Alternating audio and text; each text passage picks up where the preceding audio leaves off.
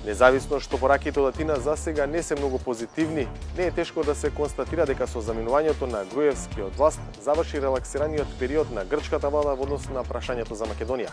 There is a new government that seems to have a different approach and wants to change things. I think that should be very much welcome on the Greek side. Како до грчка согласност за членство во НАТО и преговори со ЕУ. За промени во ВМРО ДПМН и лидерот. ВМРО ДПМН е во фаза на внатрешно реструктурирање и прекадрско освежување.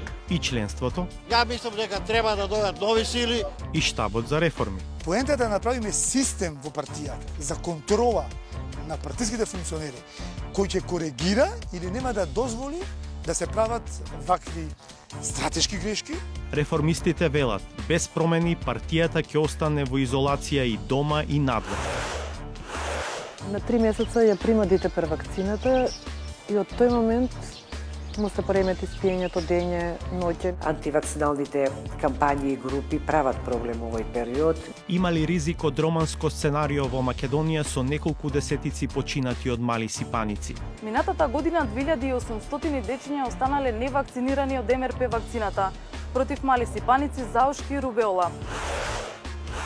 Младата фудбалска репрезентација бара разбирање по поразот од Шпанија. Да продолжат да не бодрат како што го праве до сега, а ние ветуваме дека ќе дадеме све од себе да стигнеме до победа и со Србија и со Португалија. Селекторот на сениорите верува во младите. Тоа се момци кои во себе поседуваат победнички менталитет. 360 степени од Европското првенство во Полска.